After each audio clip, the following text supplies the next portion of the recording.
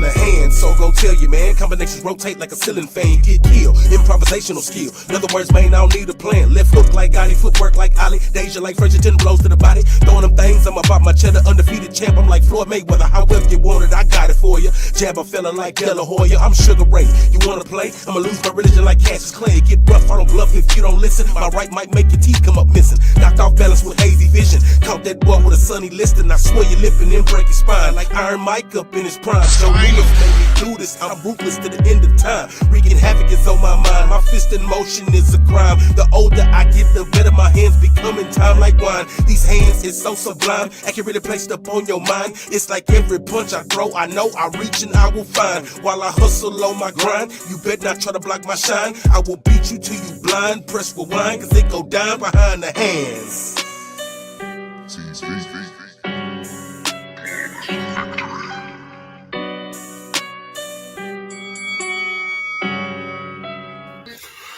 What's happening? What's happening? What's happening? You know what I'm in. You know who I am. It's Most of the Minutes. I'm back with another wonderful opportunity here that I rarely get to talk to people on this type of level or this type of magnitude. You know, I love boxing. If you hear that, mean you rock with boxing heavy too. You know what I'm saying? I think today we're very, very, very privileged to have a guest on here that I respect like none other. Talking about a real man with a bachelor's degree and every type of credential and level when it comes to boxing. One of the wisest people probably on earth within the sport of boxing. Let me go ahead and introduce this amazing individual, bro. Baby, you be going far. Take you on the track. Just take your time before you climb to grab that shining star. Going far, yeah, I go the distance, and I'm so consistent, no resistance. While I'm on a mission, makes me more efficient. On this level, I can never settle for no low statistics. I can't go below terrific, niggas know I go ballistic, cause I'm flawless. Niggas cannot see me, so they never saw this shit was coming. Wonder how I done it, and I'm very cunning. I'm the rawest since I've been the smallest. Money stacks be tallest, Ben Wallace. I'ma make them call me king like Jared Lawler, cause I'm perfect and I got a purpose. This is the emergence of a person, hotter than a furnace, colder than a thermos. I'm the stiffest, firmest nigga in it, bitch, you better learn this. This is gon' confirm it, going far, I gotta go the furthest. Reason. Take no eyes from any strangers. Watch out, watch out, watch out for the worthless few. Niggas worthless, but see me, I'm working. I cannot interpret how you stand broker than a joking. Got your pockets hurting, I'm asserting all my affirmations, so I'm just confirming this my confirmation. Ain't no speculation, I deserve it. Yo girl, she be lurking, wanting me to serve it in her cervix. I give her the service with my serpent, then she go to slurping. Ain't nobody better, I ain't gotta tell you I'm that fella. Flyer than a feather, smarter than an elder with no error, no mistaking. I'm the last remaining of the realest niggas, never be partaking in the faking. Half these niggas flaky, breaking out the matrix. I'm escaping cause I've been awakened. They say ain't no pain without no gain. At first my heart was aching, but I healed it. Now I gotta kill it, that's just how I'm feeling. I give a little bit of an extra sip. Let's find out what the judges thought. Nigga, reason. People always try to tell you.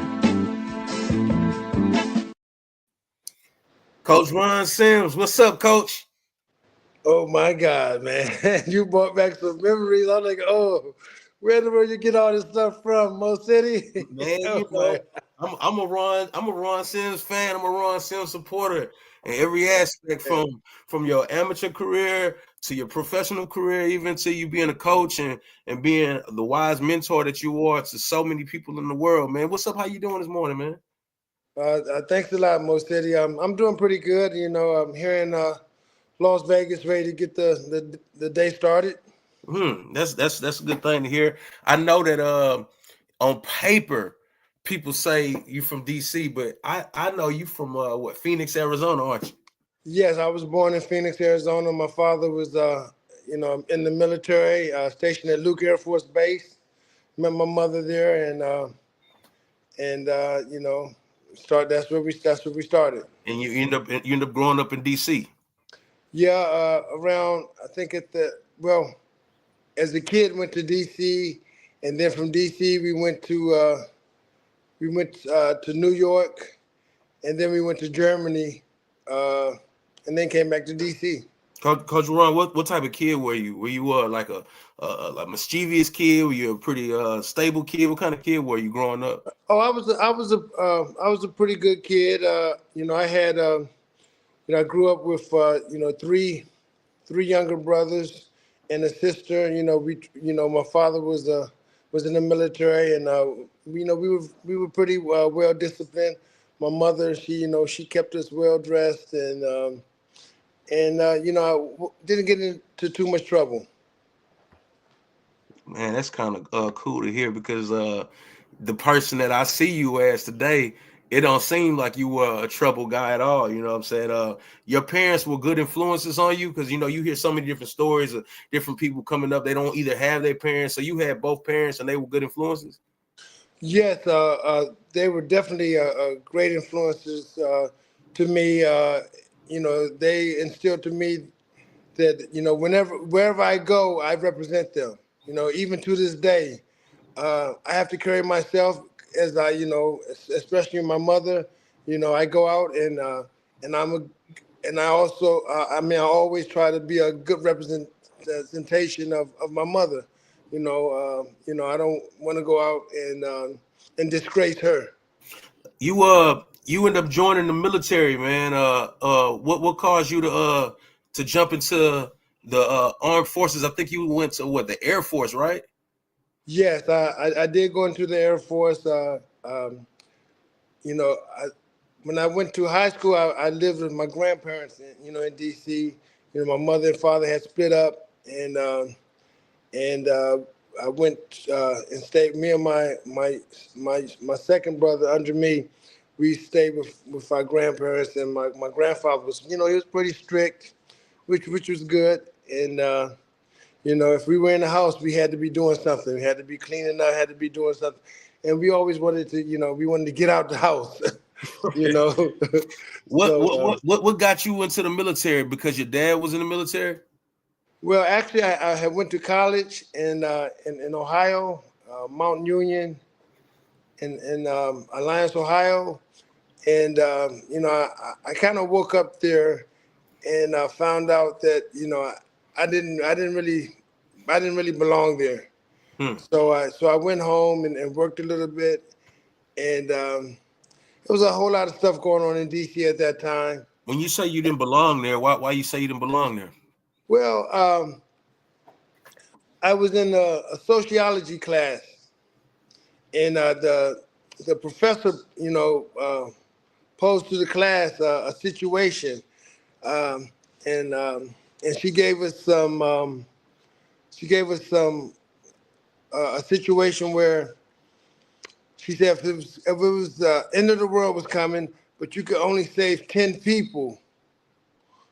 Um, Out of these people, who would you save?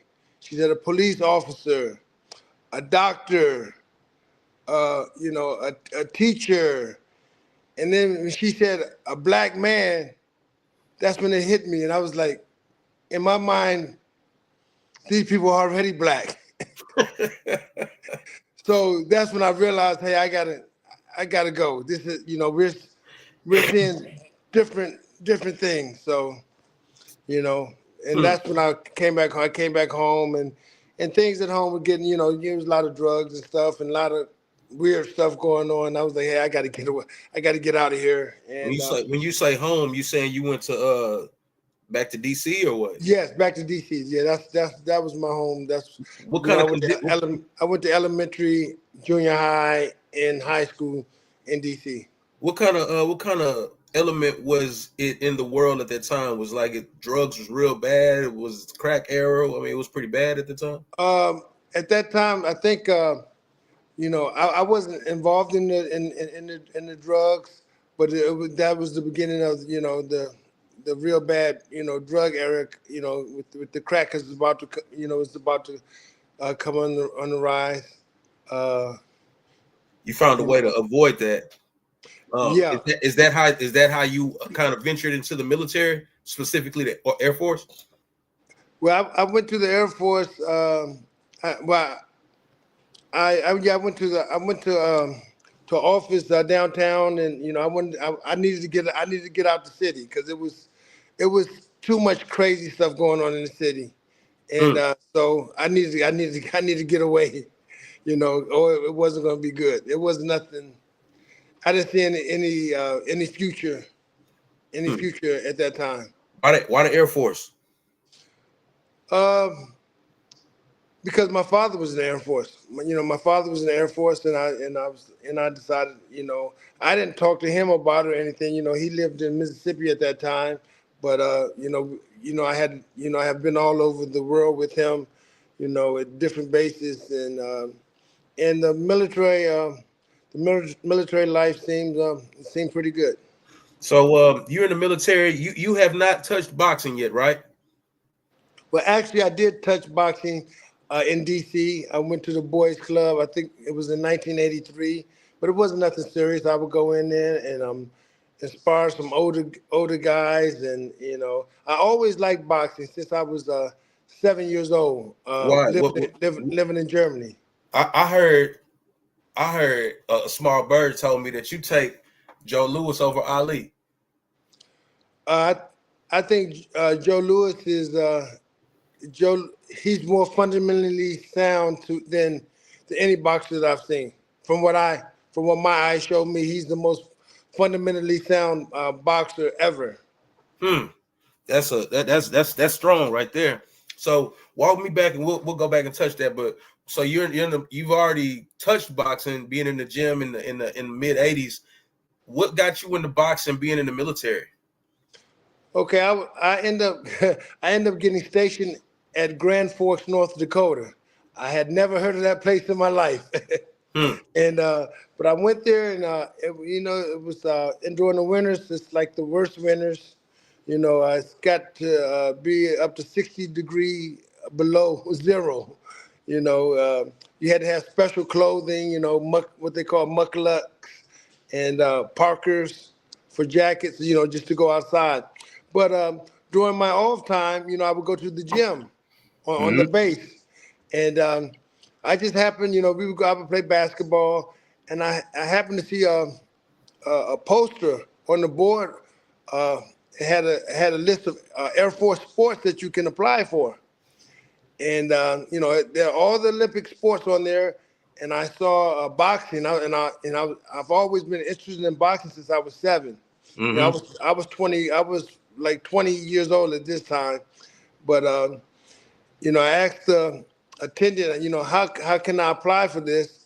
And they told me I had to do a resume and ship it off, and that's what I did. And I had to put on a resume. I That you was had boxing experience when I you had to really did. say, yeah. So I put that I was 7-0 with 7 knockouts, not knowing that there's no such thing as knockouts in the amateurs. But they accepted me. You lied on your boxing application, comes right. Well, sometimes you got to get into, I really wanted to get into it. So if I would have said I had no experience, they probably would not have accepted me. That's So, crazy. That's crazy that you know, you chose to do that. So you get into do they have like some type of particular boxing program with the Air Force? I'm very unaware of the process and military in this connection to boxing. They are part of some type of organization. How does it work? well, the Air Force, the process with the Air Force is that you have, athletes from all over, the country, and also actually all over the world from different bases. Some of them may have had boxing experience, and they had like a boxing season, Mm-hmm. to get ready for the U.S. Nationals, whereas you had like the Nationals comprised of 18 regions, including the military, the Army, Navy, Marines, and Air Force. And then it was broke up into regions in the country, only in the United States. Although, like, if you're stationed overseas, the military a branch, they will invite you back home, either to Fort Huachuca, San Diego for the Navy, Camp Lejeune for the Marines, and Kelly Air Force Base in San Antonio for the Air Force. And you will come out, and then you will have tryouts, to make your military branch team. And I just happened to, be in the Air Force, and I went to San Antonio and tried out for the team there, and I made it my first year. Wow. Wow. Did you find it challenging? I mean, because you somebody who didn't have a lot of formal training before getting into that, I'm assuming. And for you to get into what is an organized situation with sports, we sitting here, listen, you and I both know people who sit on the couch and watch boxing and say what they would have did or how they would have done it. Was it that easy of a transition for you to get into boxing? No, actually, I like I said, I liked boxing since I was 7 years old, and but that doesn't mean that that I had anybody teaching me anything.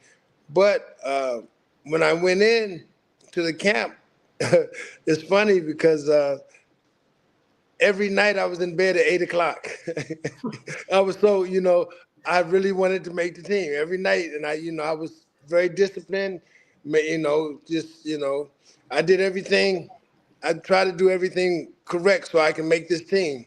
And, it worked out. It worked out. So you get into boxing in the Air Force.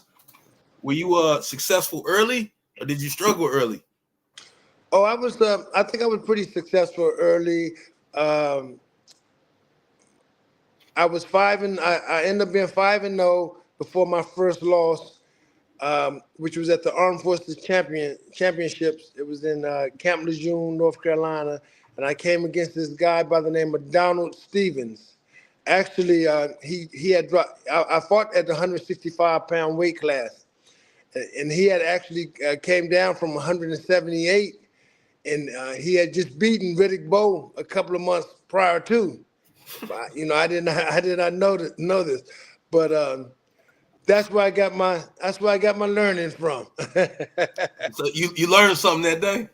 Oh yeah, that guy was strong, and after that fight, I said, man, I need to go down to 156 pounds. Did He's you just too strong. Did you get into the USA amateur boxing program simultaneously being in the Air Force or exiting the Air Force? Yes, that's actually all amateur boxing is chartered to USA Boxing in the United States. Okay. It's mandated. It's a mandated law by Congress for all Olympic sports. They chartered to different organizations. Like you have USA Track and Field. All amateur track and field goes through USA Track and Field.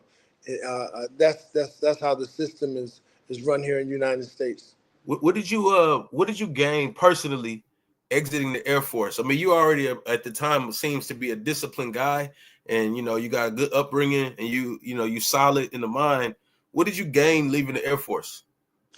Oh, well, I did 23 years, so I gained a whole lot. I can't even tell you what I gained. I mean, that's my life. That's what's basically molded me. Being in the Air Force, taking me all around the world. The Air Force took me to boxing, which also took me around the world, and I've seen so many different things. Both with boxing and the Air Force. So I can't really expound on one thing, but I've seen a whole lot. As you know, I've also I was a military police in the Air Force. I did security and law enforcement, and as a young kid, you don't understand a lot of things. You have jobs that you have to do, and you don't understand the importance, of the job until you really see some things that's happening in the world that that there's people that that's really out to to get us. And it's not propaganda. It's freedom is not free. That's one thing I definitely learned, and a lot of people don't realize that freedom is not free. And when you go all across the world, you would recognize that there are people that want to kill you just because you are who you are.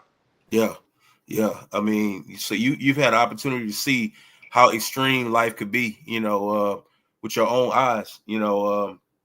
On another transitioning point, in 1995, I think you were ranked number 1 in the amateurs.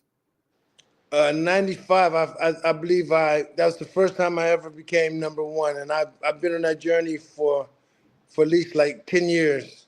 Yeah, for 10 years I was on that journey, and I finally became number one.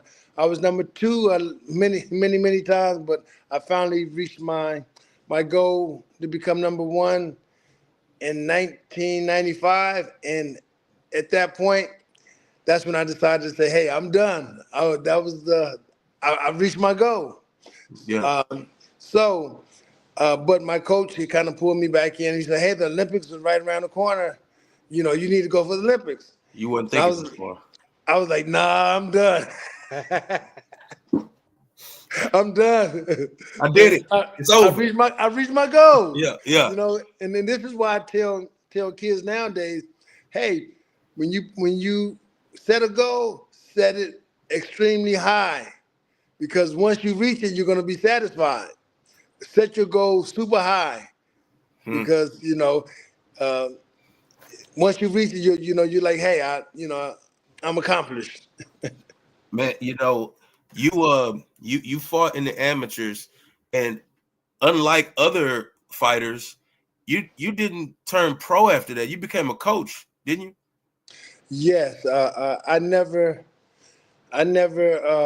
thought about turning professional, and yes, I went to coaching right after that, because actually my coach Osman Alanis, head coach for the Air Force team for a long time, he he had he had kind of got me to run for a position on the board of directors of USA Boxing, and so I ran for the position. I ended up winning, and I tried to change a lot of things that were going on in amateur boxing, and I did change a lot of things, because I was serious about the position. Hey, lunatic. He says, "May the journey continue with the success to you both." Hashtag behind the hands. Uh, Mo City, Coach Ron have continued success and boxing. Hey man, we really appreciate that. I appreciate you even supporting the channel. Doing what that is. A lot of people ain't even out here trying to do the right thing when it comes to any profession or any field that we're on. I know Coach Ron is a really straightforward, honest person, and I'm trying to deliver straightforward, honest information here on this channel. So, I appreciate you, Lunatic, man. Shout out to you. Good. That's good thinking. Good. You was quick. You was good on your feet that time, man. But listen, go back out there and leave that side door open. Make sure, in case I gotta do something real quick. Appreciate you, bro. So, uh, I think a lot of people seeing people turn to pro is immediate. You're saying that you weren't even thinking about becoming a pro. Did you have becoming a coach on your mind? Uh, well, when I was on the U.S. National team, I was there for quite some time, because I first got on the national team in 1989, and I was constantly on the team all the way through 1997. Mm-hmm. And at that point, the executive director, may he rest in peace, he started calling me coach, because I'd be in camp and I was telling other, younger boxers, hey, things that I see. So he started calling me coach. And then eventually, I decided, hey, I think I want to be a coach. So I became an assistant coach to my head coach, Osman Alanis, and I let him know that, hey, when you give it up, I want to take over for the Air Force team, Wow. and that's what happened. And you took over. Say that again. You took over at that point. Actually, a friend of mine took over. He was a master sergeant. His name is Ray Carger. He was a heavyweight.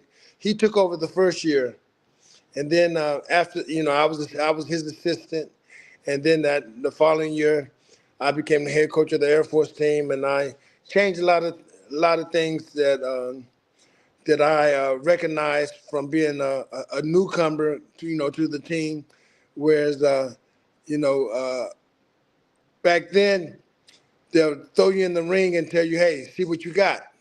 Well, I didn't feel that I knew anything. I just went in there and fought.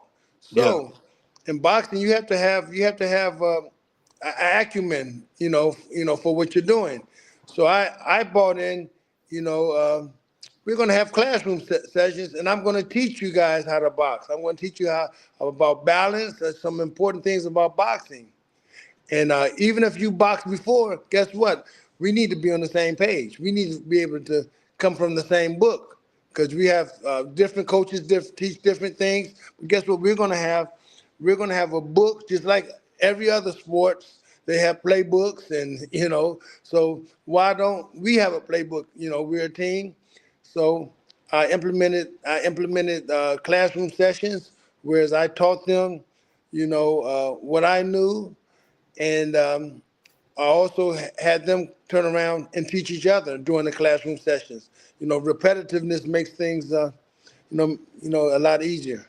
Man, so you literally was in there schooling people in boxing. Exactly. Yeah. I mean, you have to. I mean, that's the way that. I mean, you have to. You have to. That's in all other sports they do that. They Yes, they teach, do. right? Yeah. Yes. So that's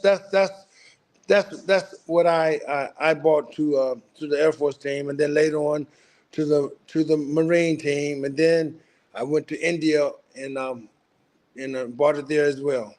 So okay, talk to me about going to India. What caused you to go to India? Okay, I was a coach with the USA team and in the military teams, and I a lot of times I would room with my good friend Bashir Abdullah. He's a four-time U.S. Olympic coach, and he Hmm. was in the Army. And we would room and we would talk about different things, and we would talk about, man, it'd be great if we had a school here in the United States that can teach boxing. Where the kids come in and we just teach boxing. They go to school and they live in a complex. And and one day he gave me a call and said, "Hey, Ron, you remember we talked about the boxing program?" He said, "Yeah, I found a place, man." He said, I'm wondering if you're interested, but it's in India." Wow. And I said, "Well, if it's boxing, if it's boxing, I'll go. And I don't care where it is. If it's boxing, I'll go." And they had offered him the job, and he said that he couldn't take the job. So he said, I got the perfect guy for you." And then they contacted me, gave me an interview, and I was like, "Yep, I quit my government job and took a chance and to do what Was I was love this to was do." this was this is this post? This is after your career as a professional, or Yes, this is after my career as a professional. so take me back. What got you to turning pro as a professional? Well, I ended up turning pro as a professional because as an amateur, there was a guy out of Norfolk, Virginia, a coach. His name was Muhammad, and he was always trying to get me to turn professional. I was like, "Nah, I'm not trying to turn professional." And he told me, "Hey man, so what if you needed money real bad?"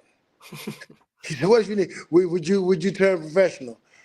I said, "Of course I would if I needed money real bad, but I'm good. I don't need money real bad." Yeah. So I ended up getting in some trouble. I had a relationship and with a young lady, and who had who is the mother of my daughter, and I got in some trouble, and I needed some money. I thought about Muhammad. I said, you know what? Let me go ahead and make some money, turn professional, and also to take my mind off of the situation. And so that's why I turned professional. That's that's that's quite a way to do it. As a professional, I believe you were 11-0. You had 8 knockouts, and I think you had like a 72% knockout ratio or something wild like that. Uh, I know your last 4 fights ended in stoppages. I know you sustained some type of injury. Yes, my last fight I fought at in San Antonio, and I went to go get my gloves, and Mr. Tony Ayala, rest in peace, he gave me some gloves, and I walked off, and I said, "Hey man, these are 8 ounce. I'm supposed to box in 10 ounce." So I went back to him. I said, "Hey, these are 8 ounce. I need to box in 10 ounce," and he said, "That's all we got." I was boxing against his boxer, and I guess he tried to give his boxer an edge, giving 8 ounce gloves, and figured that he might be able to stop me with the 8 ounce gloves. And I was thinking, man, I'm gonna kill somebody with these 8 ounce gloves, you know. So I wasn't thinking that I was gonna break my hand, but I broke my second carpal clean in half. I mean, just Snapped it. pop, snap, clean in half, and that was it, man. That was it. And that at that moment, I had went to the hospital, and matter of fact, after the fight, I had to go to work. Right after the fight, I had to go to work. I was, you know, and and I went to work, and when it came to time, I had to clear my weapon, and my supervisor told me, "Hey, man, I think you need to go to the hospital." He said, you can't even shoot your weapon if you wanted to. And I said, "Yes, I could." He said, "Okay, clear the weapon." I clear. He said, "Pull the trigger." So I put 2 fingers in there and I pulled the trigger. And he said, "Nah, man, you need to go to the hospital." So I went to. I didn't think that my hand was broke, because you hear people say, if you can move your fingers, it's not broke. I can move my fingers, but it was it was It was clearly broke though. broke when I went to the hospital. That was And in that moment right there, or not that moment, but I guess within that series of time, you chose to go ahead and tap out. well, they told me that in 6 months, my hand would be, but it'd be stronger than what it ever was. So Hmm. I take things literally. That's one thing. I'm a type of person. I take things literally. So 6 months later, I went to go hit the bag. And that excruciating pain. I said, "Nah, man, I'm done." God Now, if they damn. would have told me 10 months, I probably still be boxing to this day. No, so when you know that your hand is broke, you hurting, the period then elapse, and you feel like man, I should be feeling a lot better right now, but you don't. Do you immediately start thinking about coaching? No, actually, I was already coaching. I was Oh, coaching before I turned professional. got you. So I you, coached. I I, mean, I went straight. I went straight from amateur straight to coaching. yeah. So you go from amateur to coaching, then turn pro, and then simultaneously you're coaching and a professional at the same time, right? Yes, yes. Got you. That way there was no transition. You were still coaching, so you just I was. eliminated Yes, boxing. I yes. got I was. you. Yes. Matter of fact, my team, they came to one of my pro fights while I was the coach of their team. I was the head coach. Yeah. So we'll go back to where you were at. What did you get done in India? Just in a whole, in your mind, your experience, because I know a lot of people, and 98% of them never been to India, let alone boxed in India or trained boxing. So what were you able to do in India in a total nutshell? What was you able to do? Well, in India, the reason I went to India is because when I spoke to the CEO, he told me that I would have a clean blanket and I can do whatever I want. I Hmm. can, I can build however I want. So when he told me that, I was like, "Oh yeah, that this is exactly what I need." So, what I, you know, what, they had the funds for anything, but the company I worked for was called it's called JSW, and they're like a $16 billion company. Mm-hmm. And so I figured that that hey, the expenses wouldn't be great, but it's not like like I figured it would be, but I went there and first I wanted to design the boxing gym on how we had to have the gym arranged, which was a lot of space. And then it was time for me to do a talent ID search all over the country of India.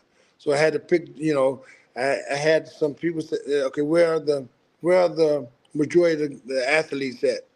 So I did a talent ID search, but I told them I wanted young kids. I didn't want older kids. I wanted young kids because older kids, they probably have, bad habits. And I have to try to break those habits and then rebuild. And that'll take a lot of time. And so I went all over. We went through maybe like 400 kids. And I was able to select 50 of them to come back and live at the Institute with me. And I created a program, a training program.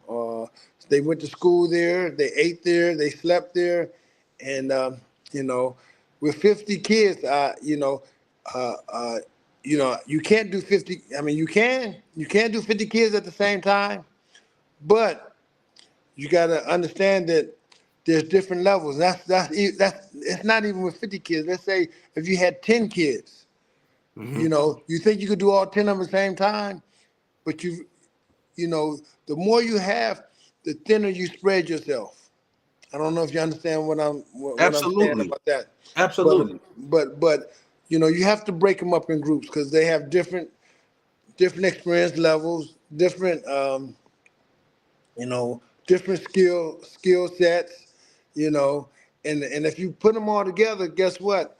And this is what the slower learning ones, they'll stagnate the fast learning ones. So I never want to be in a situation where I'm stagnating someone. You currently were just on TV coaching your fighter Nishant Dev. Am I saying that right? Yeah, Nishant Dev. Yeah. And we got, as a matter of fact, Fuck with me, I'm business minded. You ain't gotta bullshit about it, just let me know if you real about it. I got a plan, I just designed it. Take a ride, we just a sliding, we dipping, gliding, we flipping, riding in a nice slag with the 10 behind it. And we talking about getting money. Road smoke, it's really cloudy. If it's a mountain, I've been inclined. If I didn't climb it, then I fence to climb it. I'm out the box, you think inside it. And I know you still thinking about it. Might as well get the ink inside it. I ain't saying I don't need nobody, but I'm independent, I'm business minded. Radio, I'm business minded. Ladies, yo, I'm business minded. We can get the profit, we can get the shining, we can press the wood up against the diamond. Fuck how I hate to feel about it. I'm on the grind to get $1 million. Hell yeah, I'm down with OPP opportunity. Do you feel me now? If you do, then let me in. We can ball like ESPN. We can hear the lick like a lesbian, but you nigga be acting like lesbians. Let's begin, straight face. Then we gon' put them in a place. I don't give a fuck what these niggas be talking about, cause I'm coming down getting straight cake. So I'm business minded. I'm business minded. Yeah, I make sure my business minded. So I'm business minded. yeah. Only thinking about getting money off him, my pocket off him, a noggin. Young nigga trying to get the profit. Let me in. Do you feel me knocking? Do you feel me knocking? I'm business minded. I'm business minded. I'm business minded. I'm business minded. I'm business minded. Only thinking about getting money off him, my pocket off him, a noggin. Young nigga making big deposits. I'm business minded. Fuck with me, I'm business minded. Getting money in different climates while you complaining and bitching about it. I'm somewhere off in Hawaii.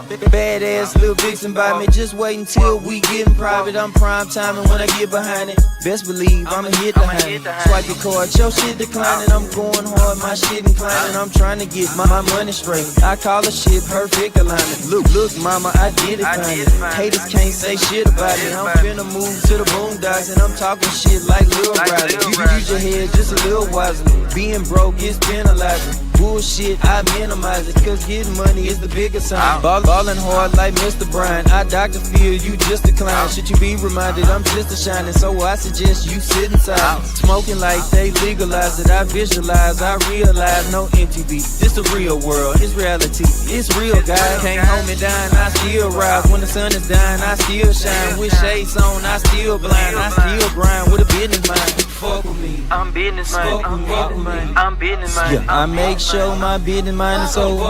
I'm business mind. Christian loyalty definitely makes a difference in this sport. This sport is a very difficult sport to get through. But on both sides, you have loyal as a trainer and loyal as a boxer. Man. Oh. Man, I watch how intense your training is with that young man.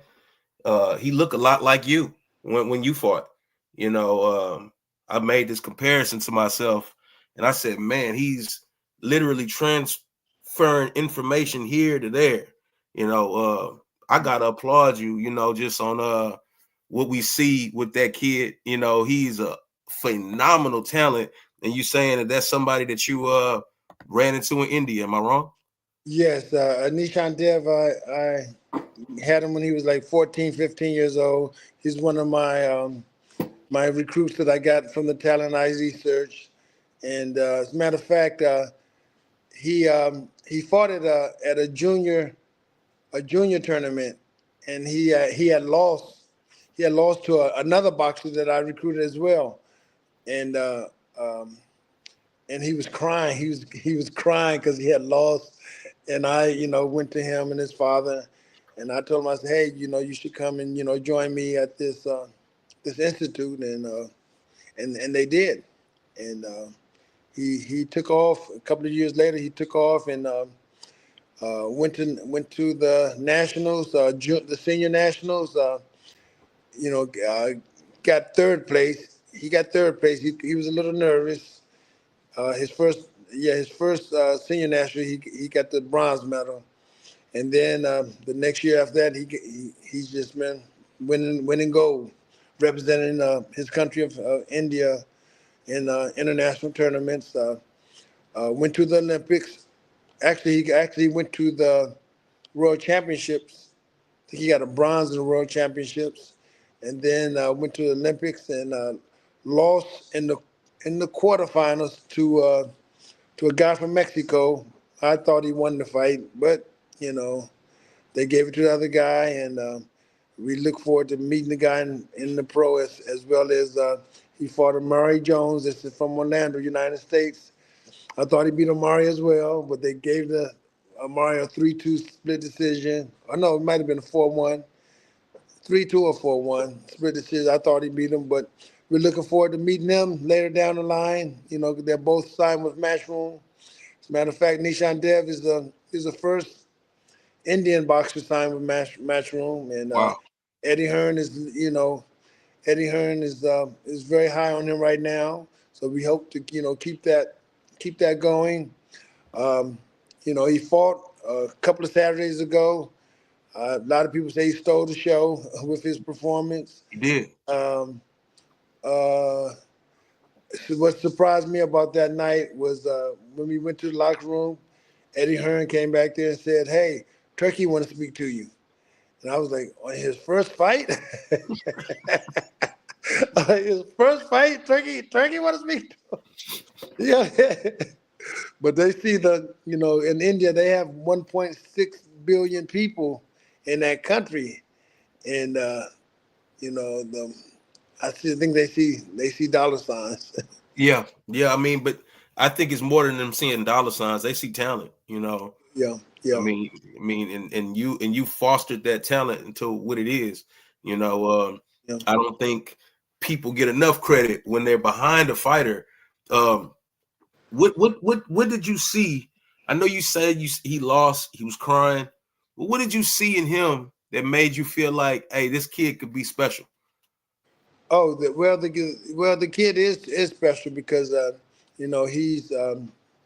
he's always wanted to box. He wants to be the best, and he is one that that listens. I'm his coach, he believes in me, and he really believes in me because we had a situation while I was in India where he made the national team, and the national team was training at another location, and he told the administration, hey, I need to be with my coach. Can I train with my coach? And they said, no. If you don't train with us where we're at, you're not going to be on the team. And Wow. he was like, okay, I will stay with my coach. That's So I crazy. was like, but then the next year, I mean, the next year they came back, and he won the gold again. And uh, what can they do? Hey, he's their best chance. He was Yeah. the best chance, for Olympic medal. And so, you know, I end up leaving. Coming back to the United States after I was there for 5 years. And but one thing, we have always stayed in contact. Before each of his matches, international matches, he would send me a video of his opponent, and we would go over strategy on how to beat this opponent. Yeah. And it's very difficult because so many other coaches, other coaches, he's trying to show him other things, but he's trying to maintain what I taught him, and Yeah. they try to tell him, hey, no, you need to do this, and he's got to fight with them to try to do what he was taught. Yeah. And that was very difficult. But he stuck with it. He did the best that he could, and I watched and saw that I saw mistakes that he was making, that they had him fighting a little wild, and and we talked about it. When he lost to Amari in the first qualifier. He told me he need me in India. He needs me there, and I basically told him, I said, no. And I said, no, you don't need me there. You just you need to do what you know, and you need to believe in yourself. And he Hmm. was crying like a baby, like, no, I can't do it without you. And I said, nah. I said, you disappoint me. You disappoint me. It's because if you feel like you can't do it by yourself, that means I haven't taught you anything. Hmm. I said, because Wow. one day I'm not going to be here. Yeah. What are you going to do? You going to just quit because you feel like and then he went qualified, and he qualified, and I told him if he qualified, I'd come over there and try to get on the team. And we talked to some people, and they said, hey, they would give me a spot on the Olympic team, but once he qualified, they kind of like reneged on that. Yeah. The coaches said, no, they didn't want me to be a part of the team, and so I'm like, okay, no problem. Um, um, and but we're here now. He's come here to come train, and it was a little difficult because to be honest, we 8 years ago, we planned this 8 years ago to come here. Uh, he wanted to go with Top Rank because Shakur Shakur is one of his, one of the guys. And I worked with Shakur back then, before then, and Hmm. and We'll put he, a we'll put a pin in that, but continue. yeah. So Shakur was with Top Rank, and so I was speaking to, I don't know if you know Derek Harmon. He's the Yes. driver of Bob Arum. I was contacting him back then and said, hey, I got this kid, man. We gonna come here. I tell Bob about this guy. He's this kid, from India. He gonna be something else. And now we come to Vegas, and I introduced him to Derek, and Nishan goes in there and spar a little bit, but he's kind of hesitant the first couple of rounds. Third round, he gets more comfortable, and so I told Derek, I said, Derek, can you introduce me to some of the top rank people? So Derek, kind of told me, hey, well, the kid ain't shown me nothing yet. So the kid, he's asking me about, and I'm like, okay, well, wow. I said, man, he said you ain't show nothing. I said, you can't go in there. And I said, the first round, you got to go and do your thing your first round because, people get bored and the attention span ain't long. So you got to go. You can't go in there and fill them out. You got to go do what you do. And Derek. I mean, it didn't work out, and I kind of was like, oh man, I was kind of like a little bit worried. Cause I was like, oh man, because I dream. We've been dreaming this for 8 years. This is our plan to come here, sign with Top Rank, and sign with Jay Prince. We were supposed to meet with a guy, and the guy didn't show up. So then, Nisha said, hey, bro, how's the guy? And I'm like, I don't know, man. I said, we got to, I said, but it's okay, man. We're going to have to struggle. I said, we're going to have to struggle to make it. I said, a struggle. I said, struggle is good because, when you get in that big fight, you done been through the struggle, you know what it takes to get through a struggle. So in the beginning, we're going to have to struggle. And so we went to go to New York to go see Ray Ford fight. It was Ray Ford and Africa fought Liam Paro. So we went to go to that. We went to that fight, and that was Zay Quinn's debut. Shakur's cousin, his debut. We went there, and we met Ray Ford's manager, and so then when we come back. Ray Ford's manager, his name is Brian Peters. He manages Katie Taylor, Liam Pyro, Ray Ford. But he started giving me a call like 3 o'clock in the morning. Say, hey man, I'm the manager for you guys, man. Every morning at 3 o'clock, I'm like, this guy's calling me, and I'm like, and he said, I'm the guy for you guys. But the people we really wanted, the people that we had planned to go with, nobody was showing interest. So I'm like, hey, well, we gotta go with this guy and ask him for a signing bonus. They kind of, well, what makes you think you need a signing bonus if he didn't get a medal? And I kind of told him, I said, well, if you don't get a signing bonus, we'll see you down the line. We'll see you okay, go ahead and sign Amari Jones. We'll see y'all, and I promise you we're going to beat Amari Jones.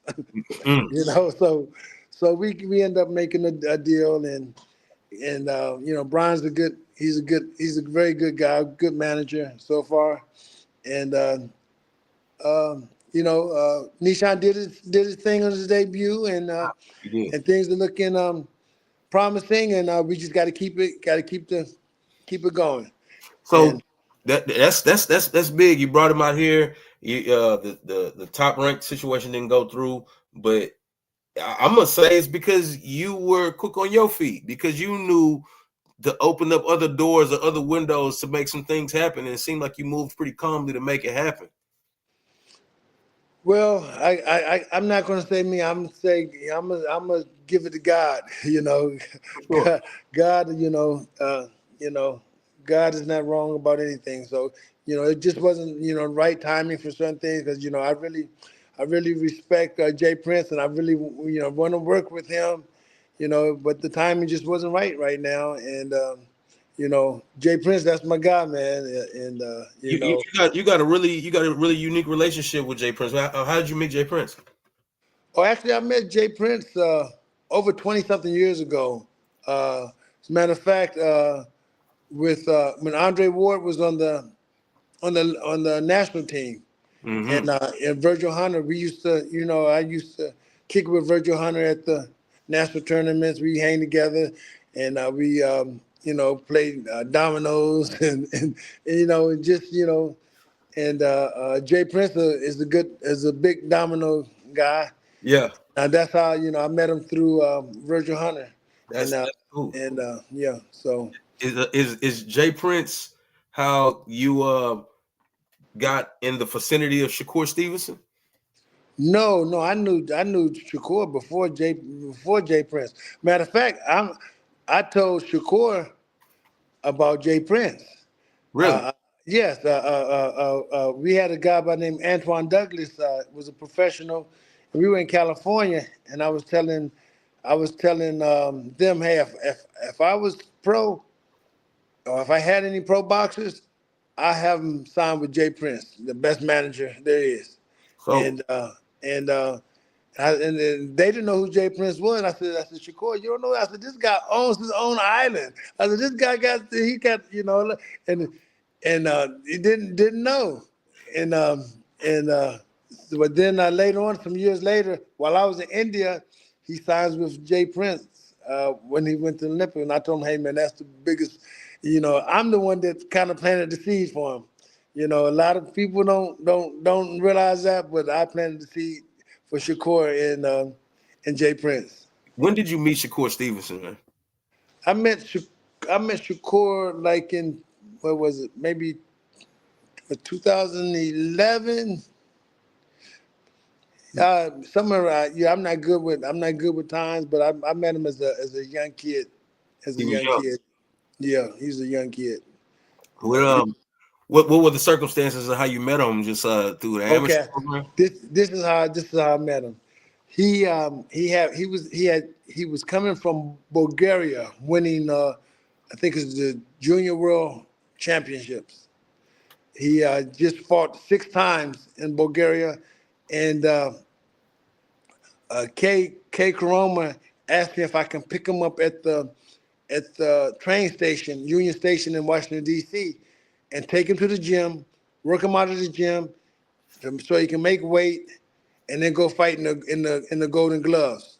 Mm-hmm. So I was like, sure. So the guy just came from Belgium, flew from Belgium to New Jersey, hopped on the train to D.C., picked him up, had him work out, and then took him to go weigh in for the Golden Gloves, and then he fought later that night in the Golden Gloves.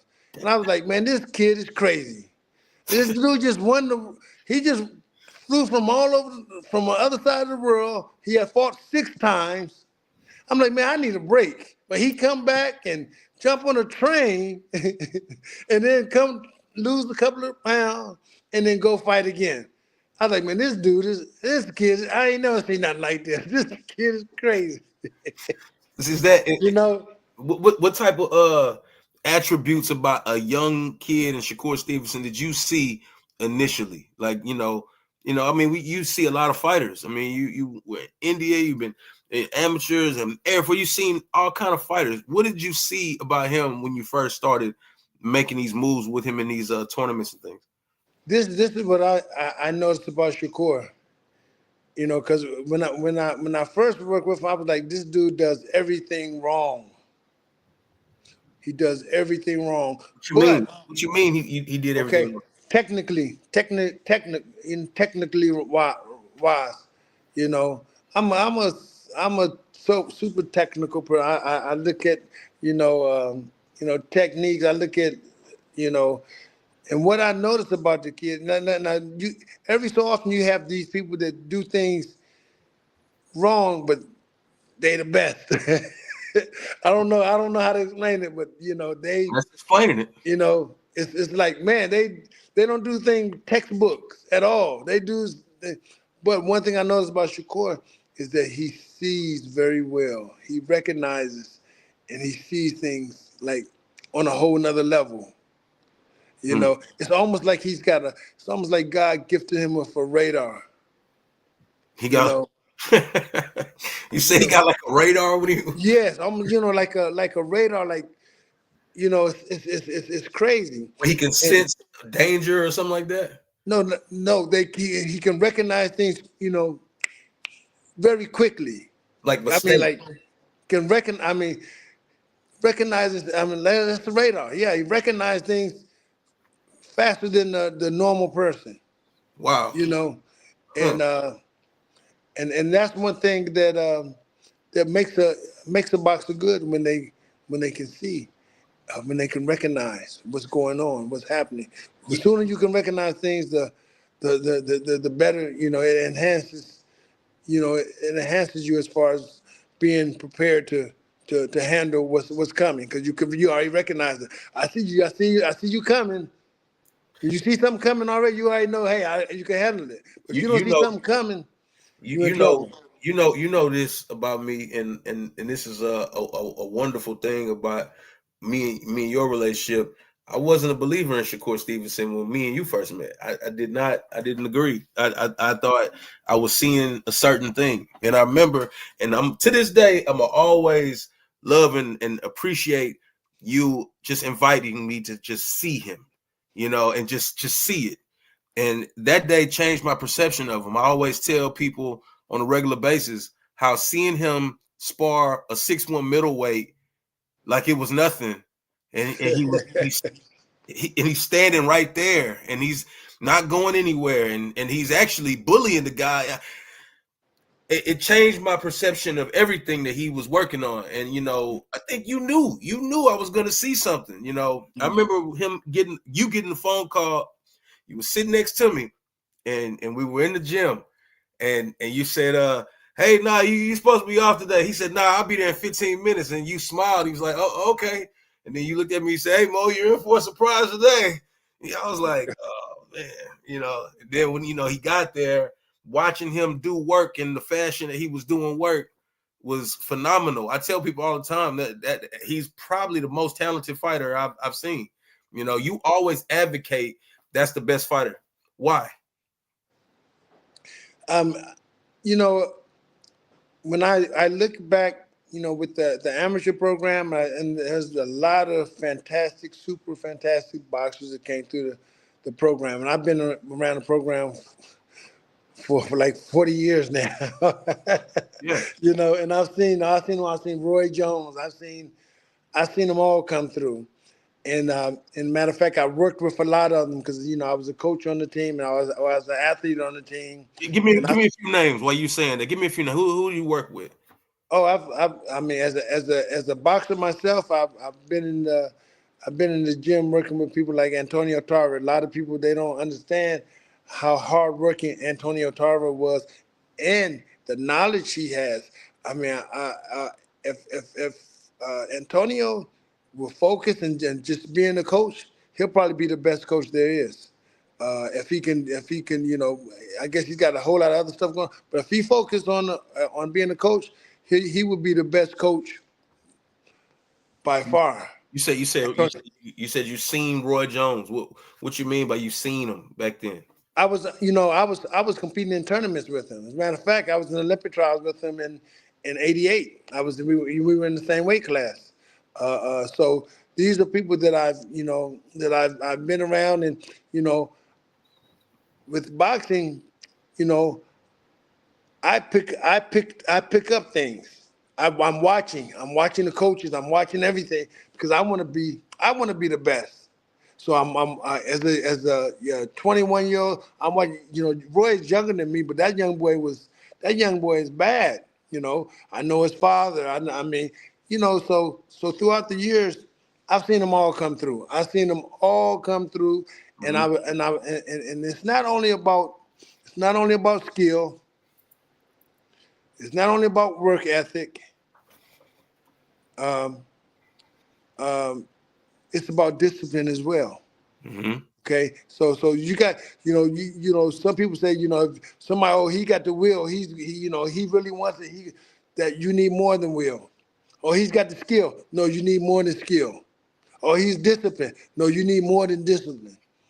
You got to have all that together, all that combined, and that's one thing that uh, Andre Ward had. I don't think Andre Ward is the most skillful guy. Not by far. Not even close. I don't even think, as far as skill wise, Andre Ward ain't even in the top 10 in my opinion. Okay. Okay, but his discipline and his work ethic, they take him above everything because nobody's gonna out discipline Andre Ward in no aspect in life. He's just he's super disciplined. And discipline takes you a long way, whether you realize it or not. I mean, it's a long, long ways. Because when you're disciplined, you're not only just disciplined in one area. When you're disciplined totally in everything you do. So You know. you seen these attributes with Shakur? Yes, I mean, you look. This is one thing about Shakur. I seen him as a young kid. If he's not eating, or sleeping, he's doing this all day. Man, can you not go somewhere? Can you just go somewhere and not not be throwing punches? Shadow boxing in the Yes, drive-through. Yeah. yes, that's how he was. Every moment, I'm like, man, this guy is. I mean, boxing is in him. He just got, he's, you know, I think he's kind of matured. He don't have to do it all the time now. But as a kid, that's all he did. That's all he did, and and he hate to lose. When I say hate to lose, I mean in anything. I don't care if you pitching pennies, he got to win. Okay, if you're going for a jog, they say, okay, we just gonna take it easy. But guess what? He got to come in first. That's the type. That's as a kid. That's how he was in anything. His You know, mentality. his mentality. That mentality is, hey, you know, and he's different. Oh, God, you was at the sparring session when he sparred and the guy headbutted him and he got a cut on his eye. He got a And cut. I told him, I said, yo, man, yes, no, that's it. No. He I said, see. if I quit here, guess what? When the fight come, I'm gonna quit too. So I saw you patched him up real quick. And he got right back out there. yeah, I was And like, it yo, man, you wasn't got it a wasn't cut. it wasn't a headbutt. What happened was Shakur had this dude Elbow. pinned down so bad in the corner that he stuck his elbows up and Yeah, hit Shakur with an elbow, I believe. yeah, it was the elbow. Yeah, I remember it was the elbow. Yeah, I was sitting right there. I seen it, yeah, and he walked over. He was mad. He was mad at the dude, and then he walked over there to you. You took care of it. Business as usual. Right after that, yeah. you said you have a more of a fundamental technical application to it. What do you see in him that says that? Because at first you said he was doing everything wrong. So what's the where did that change at, or has it changed? I think that his maturity, he still does some things that I would like to change, but he is who he is, and learn as a coach. I have learned that sometimes you have to give a little, say okay, don't always press, because one thing about this sport also is this: even though it's a serious sport and I take it very seriously, you got to have fun as well. Right. You got to enjoy it. Anything that you're good at or an expert at, you have to enjoy it. If you don't enjoy it, it makes things more difficult. Yeah, that's very true. You got to really enjoy what you do. A lot of people that's what makes it work when you don't enjoy what you do. Exactly. You could go do anything. It could be a job, but if you enjoy it, it's not really work. Exactly. I watched something else, and it's just something I took note of. You don't give him too much instruction when he in there working. Oh, I don't think nobody gives them too much instruction because, okay, this is my philosophy of what I see. The best boxers, they already know what to do. Right. They've already learned, and they have eyes. They can see. They can recognize, and so you don't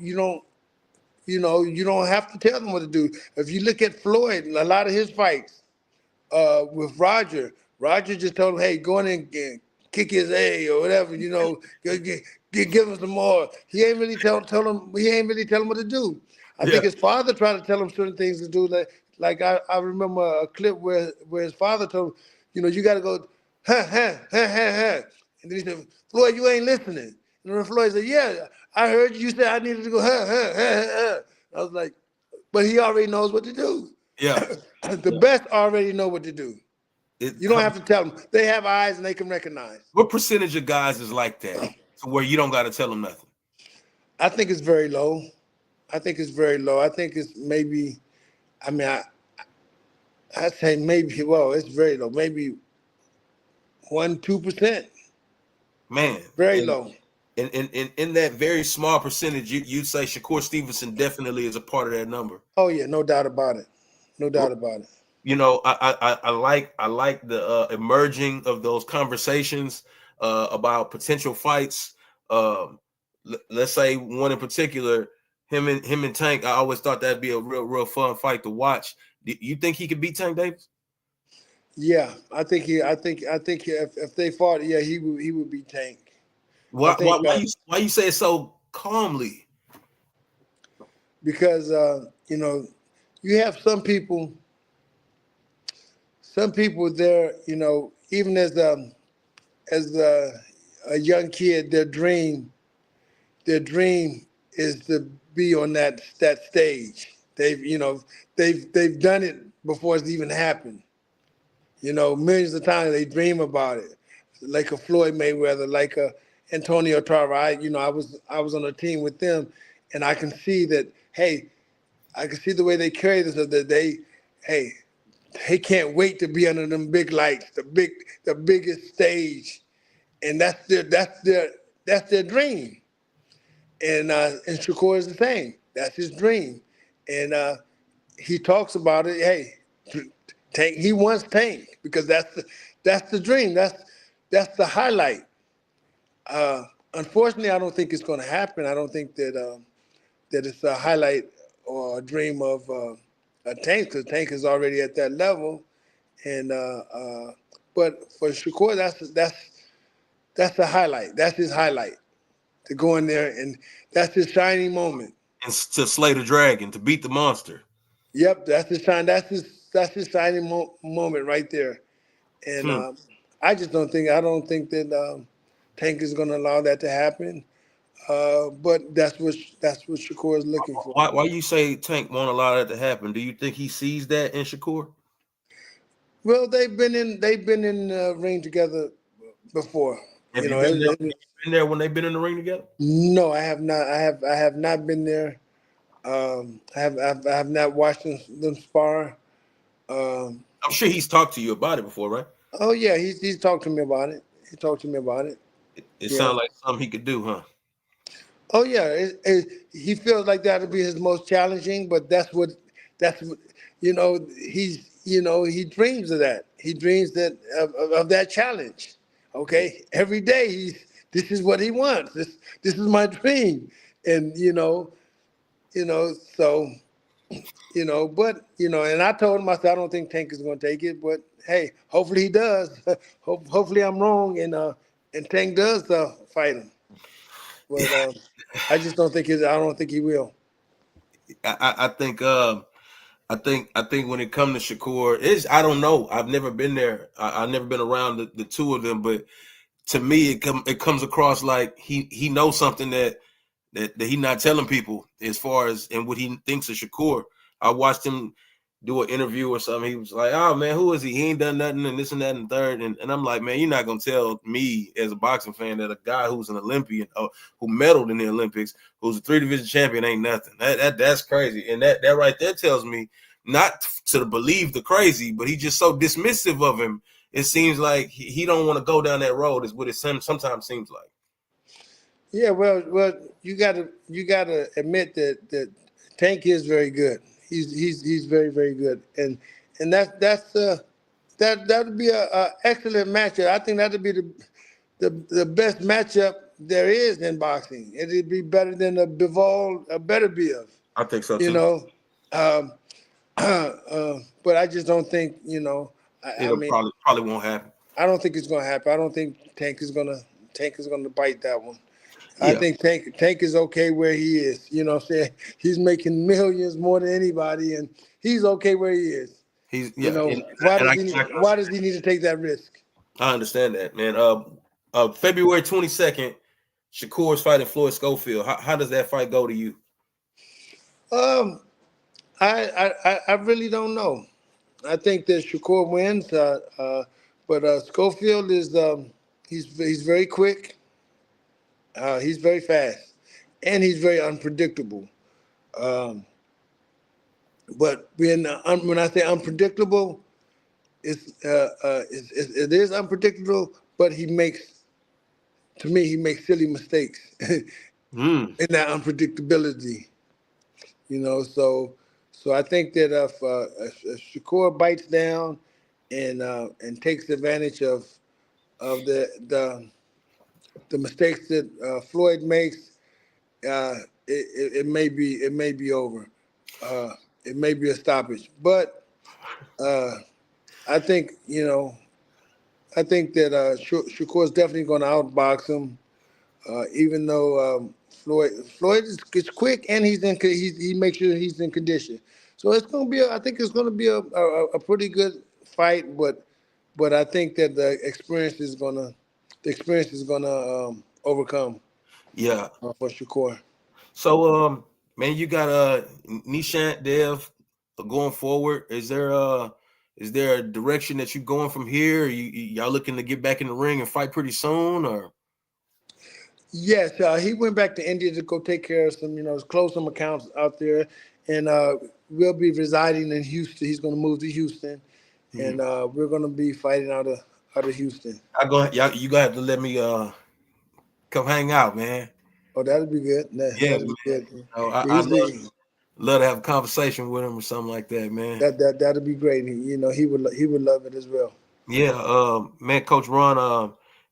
I think very rarely do people get an opportunity to stop what they're doing and give the flowers that's deserved. And in the short time that me and you've been acquainted, you've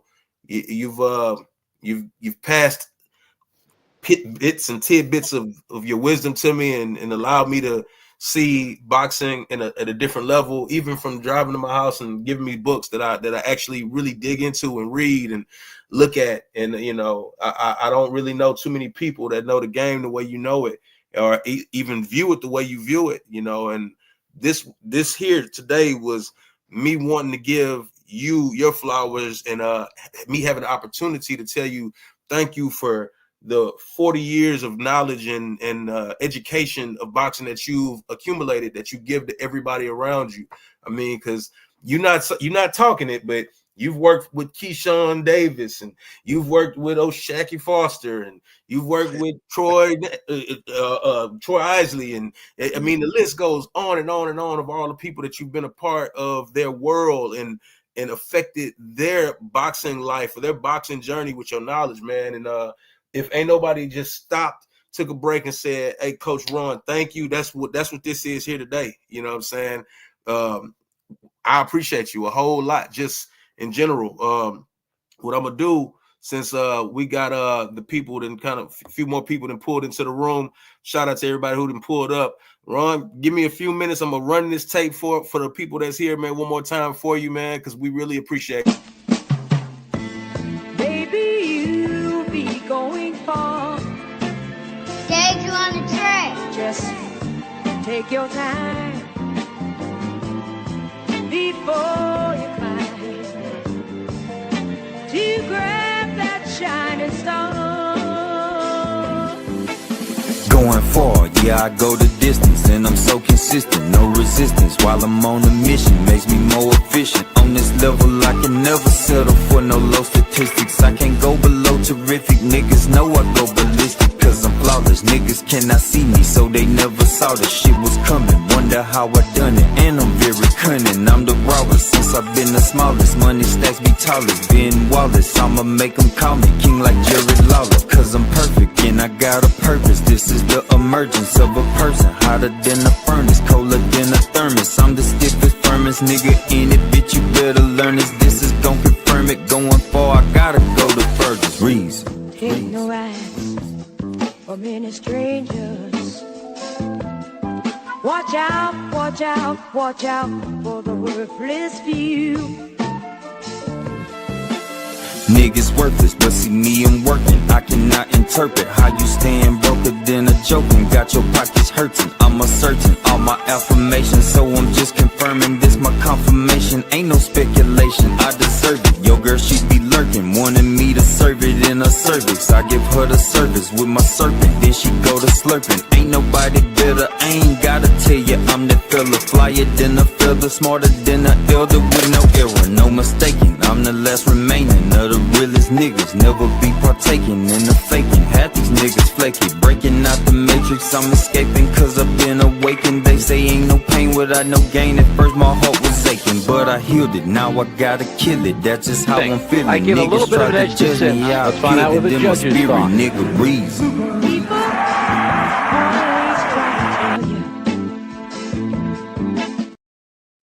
Coach Ron Sims, we thank you so much, sir. Thank you for pulling up on me, man. And you got my number, man. You got to give me a call, brother. Hey, thanks a lot, Most Diddy. I really appreciate you, man. I mean, it's very heartfelt. Hey, man. I mean, while I got you right here, what you think? What you think about the video, man? Oh man, you're a bad dude, man. Hey, I've been trying to get you to say that ever since I met you, dog. You're a bad dude. You remember that? You remember that back and forth? Hey, Coach Ron, I'm a bad dude. You're not a bad dude. and then here we are, man. I appreciate you so much. God bless you, Coach Ron. I can't wait to see you out here in Houston. Whenever you make it back, man, let me know, man. I'm gonna pull up, man. Hey, thanks a lot, Most Diddy. I appreciate you, man. You take care. Thank you, brother, and we're gonna see you later, Chief. All right, take care. All right, man. Thanks. Shout out to Coach Ron. Shout out to everybody who pulled up on your boy today, man. He coaching Nishant Dev. For those who just popped up, Nishant is a new little prospect that they got going on in Metro that they really shaking stuff up.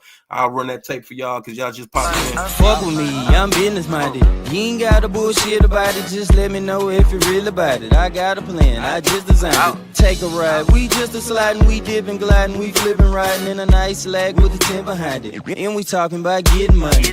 Bro, smoke, it's really cloudy. If it's a mountain, I've been declined it. If I didn't climb it, then I fence to climb it. I'm out the box, you think inside it.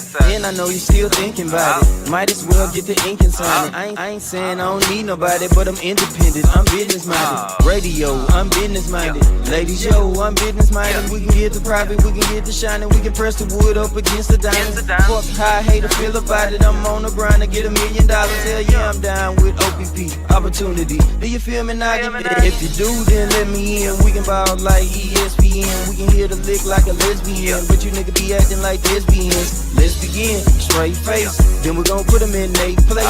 I don't give a fuck what these niggas be talking about, cause I'm coming down getting straight cake. So fuck with me, I'm business minded.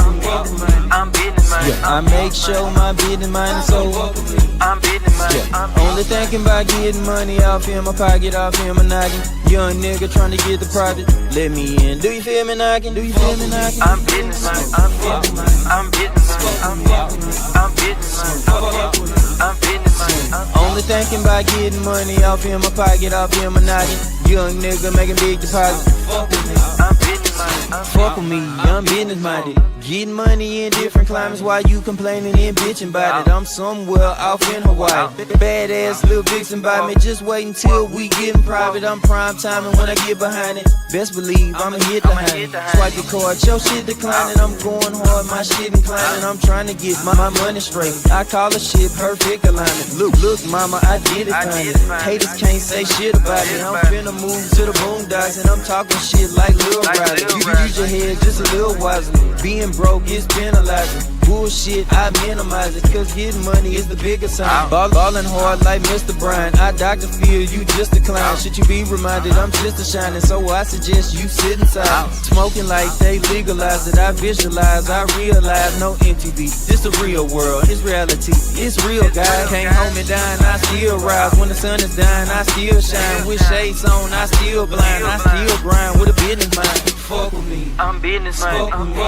I'm business minded. Yeah, I make sure my business minded. So fuck with me, I'm business minded. Still, loyalty definitely makes a difference in this sport. This sport is a very difficult sport to get through. But on both sides, you have loyal as a trainer and loyal as a boxer. We just wanted to make sure we gave Ron Sims his card, man. Y'all can see him on Instagram at tagboxer2, TAG boxer number 2, tagboxer2. That's how you can find him. You know where you can find me, baby. Mo City Minutes or at your baby mama house, chilling, eating chicken, drinking the kids' Capri Suns, because that's what I